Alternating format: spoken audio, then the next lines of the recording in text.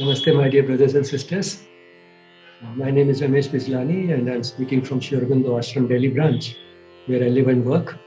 With me today here is a guest, Aditi Kaul, who is a well-qualified psychologist. She has a PhD in psychology, and although she considers herself to be a perpetual student, she says she's still learning.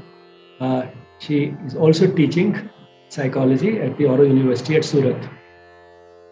So we'll be having a discussion on certain things related to psychology, and I'm sure I'll end up learning more from her than she from me at the end of the session. Today I want to know what are your views on Indian psychology and how do you see the Indian perspective of psychology and the Western coming together in a synthesis happening? What are your thoughts on that? In fact, if you go into the root of the word psychology, it comes from psyche, which means soul. Which means that the West also saw, to start with, some link between the soul, which in turn is an integral part of spirituality, and psychology. But then what happened was, in the 19th century, or at least by the 19th century, science had become a highly successful enterprise. It had so revolutionized our life that it became a matter of prestige for any subject to qualify as a science. And if psychology also had to fit into science, it had to fit within the framework of science, especially as it was seen in the 19th century. The 19th century was still a stage, starting with, of course, the European Renaissance, but even by the 19th century, science was a rebel. And like a fresh convert, it still had a tendency to draw a clear dividing line between spirituality and science, and considered that it dealt with what was real, whereas spirituality was about something airy-fairy, something not so real, and so on. So if psychology had to fit within the framework of modern science, it first had to get rid of the soul. And therefore it became the science of mind. And then it found that mind is also something which is rather subjective. And science, on the other hand, prefers to deal with things that are objective. And therefore, it started constructing questionnaires, which could be scored numerically. The results could be analyzed statistically. And then it had the appearance of a true science. But then in the process, it no longer even remained a science of the mind. It became the science of behavior. So it underwent this voluntary amputation, if you like to call it, in the process of trying to qualify as a science, which of course led to enormous development in that area of psychology, which could fit within the framework of science, but then at a cost. And if you see it in this light, you would see that Carl Jung, he would have probably put psychology on a path that the soul would have been retained, and there would have been more and more of a convergence between Western psychology and Indian psychology, which of course has always taken into account the total person, which includes the soul. So they would have converged. But that did not happen because Western psychology diverged along another path. And in the process of trying to qualify as a science, it became restricted to a certain way of looking at psychology and became the science of behavior. And it became an experimental science to some extent, particularly people like Skinner. They introduced various experimental paradigms, even experimental animals, for studying psychology. So there was a divergence, but then truth ultimately prevails, and therefore Western psychology also has lately started converging in the same direction. And one of the landmarks was Ken Wilber, who came up with transpersonal psychology. Of course, he was deeply influenced by Sri Aurobindo, but all the same, Western psychology started moving in the same direction. So therefore, there is a possibility of convergence, but still a basic difference does remain between Indian psychology and Western psychology. This does not mean that we cannot have a synthesis, because a synthesis is always possible. And if I may turn to Sri Aurobindo's synthesis of yoga, he has clearly said what actually a synthesis is.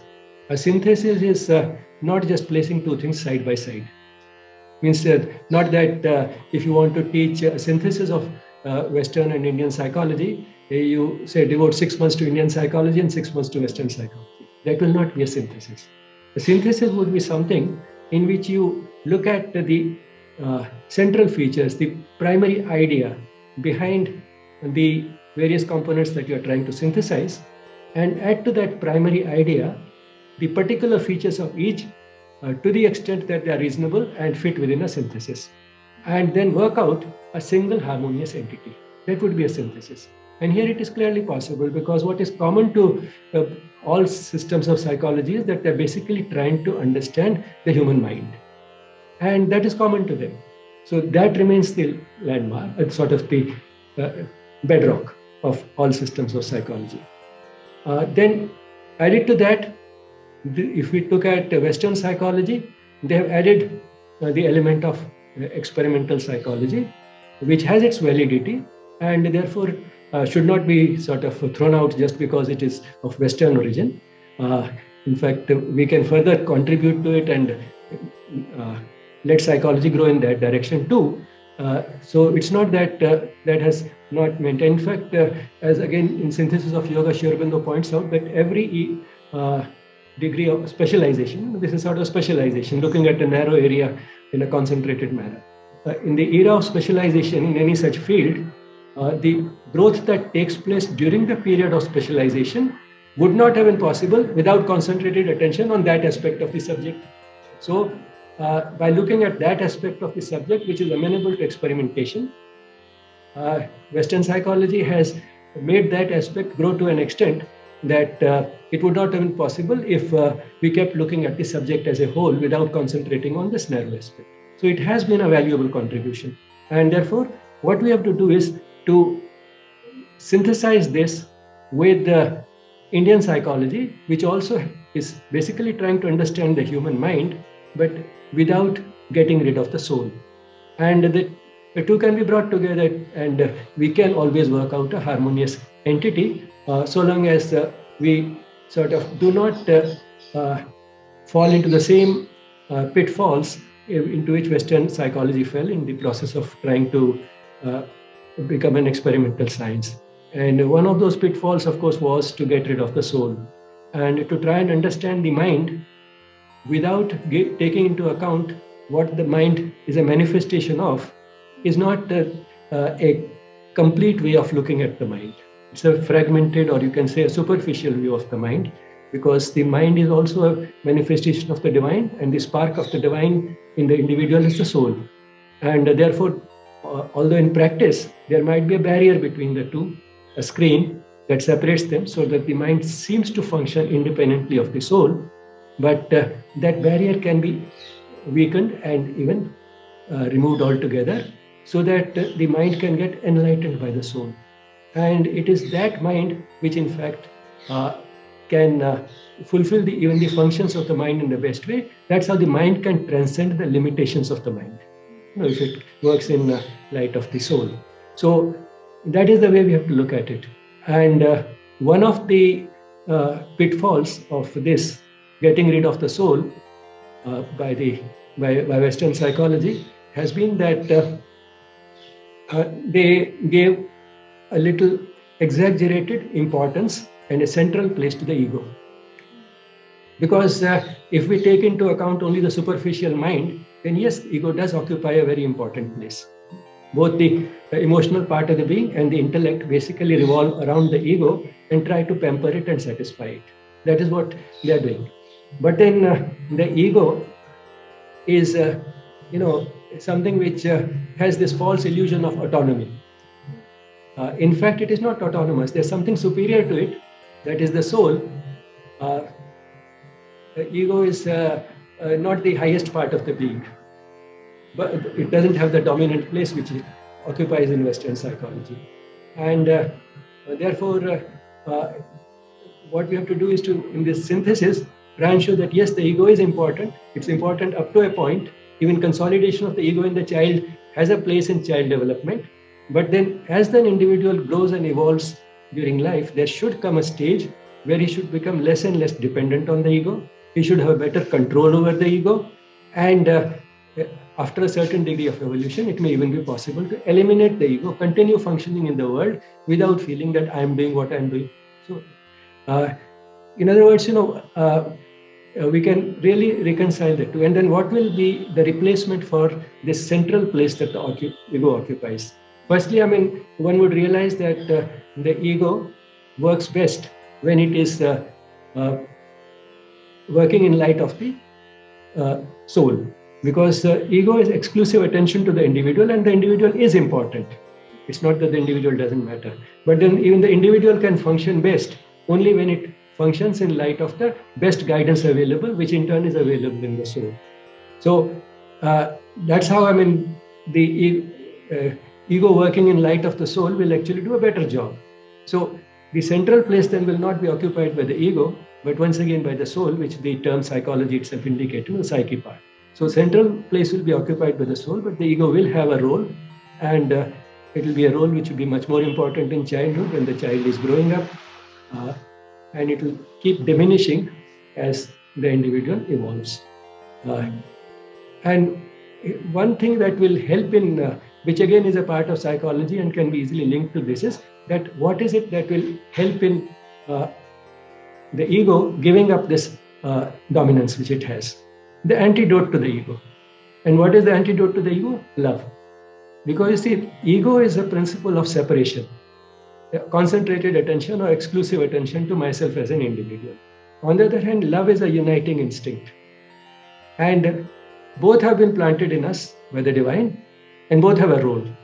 So the ego has a role, and therefore it is there, and yet the seeds of love have also been planted in us, because the ego eventually needs to give way to more and more of love.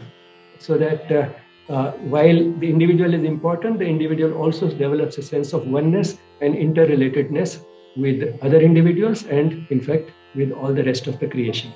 So both these instincts are there in us. So a better control over the ego and eventual elimination, and a growing sense of love and a sense of oneness is what that synthesis will bring out. Yes. So what I understand from your sharing is this whole idea of experimentation, which I picked up, that Western psychology is so much about experimentation. But also when you explore Indian psychology, it's also this one quote which I remember, they say that you are your own laboratory. So it's like, how do you dive into your own subjective experience and make a detailed account and know that what is happening? So what do you think, why is there a resistance towards diving into one's own self and studying from a lens of Indian psychology, and why is it so easy to study other people from the lens of Western psychology? Can you briefly speak upon that? Yeah, this may be partly because Western psychology developed in hospitals. Psychiatrists were the ones who were the primary movers. Sigmund Freud, Carl Jung, they were all psychiatrists. So they were studying others. They were studying their patients. Not only they were studying others, they were studying people who had some abnormality, abnormal psychology. And from that, they tried to derive the basics of normal psychology. If we consider normal people, and we consider also the possibility which you are saying, which in fact is very important, of the individual himself going within to understand his own mind, then this linkage with the soul will be much easier to visualize, because all we need to do is to silence the surface activity of the mind. If we silence the surface activity of the mind, then one can look more clearly deeper within. To give a simple analogy, one can look at the bottom of a swimming pool only when the surface is silent. So, so long as the mind is in its usual chaotic state, it's difficult to look deeper within. So, in fact, that's all what basically meditative techniques are about. To silence the surface activity of the mind so that it can look deeper within. And when a person starts doing that with the intention of trying to discover if there is something really deeper which can provide a better guidance to the mind, or which gives an experience of a reality beyond the obvious, beyond what our sensory experience is, then the person is gradually able to establish more and more of a contact. First maybe some glimpses and sporadic contact, and then a more and more constant and comprehensive contact with that deeper reality. of which his own deeper reality, that is the deeper self, the soul, is the part. So when he starts seeing that his own deepest reality is the soul, which has the divine qualities that we associate with the divine, that is being imperishable and constant and always at peace and having a sense of oneness with the rest. And he'll see the same also in his surroundings and the rest of the creation. There also he'll see that, yes, they are also manifestations of the same. It is only the surface or the outer appearance that differs, but basically all the outer differences are totally insignificant as compared to the oneness that unites them. It seems like a process one undertakes step by step and just go deeper and deeper. Thank you. Sure, it was a pleasure talking to you. If you have some more thoughts on what we have spoken, you can share that. I think one thing which is a takeaway from this discussion is you talked about ego, and what reminded me was ego is a helper, ego is a bar. And now I'm going to see that how this applies in the process and how one goes within. And the process helps us to bring out things in our own surface nature and resolve the contradictions of the surface nature. That is one takeaway from the Indian perspective, how to resolve the surface contradictions. So that is what I'll be looking forward from you to know more later. Sure. All right. I mean, all these contradictions are only on the surface. That which includes everything, including the contradictions, cannot have a contradiction itself. So that is sort of the basis of the divine and its essence being free of contradictions. That's a good takeaway thought. Thank you.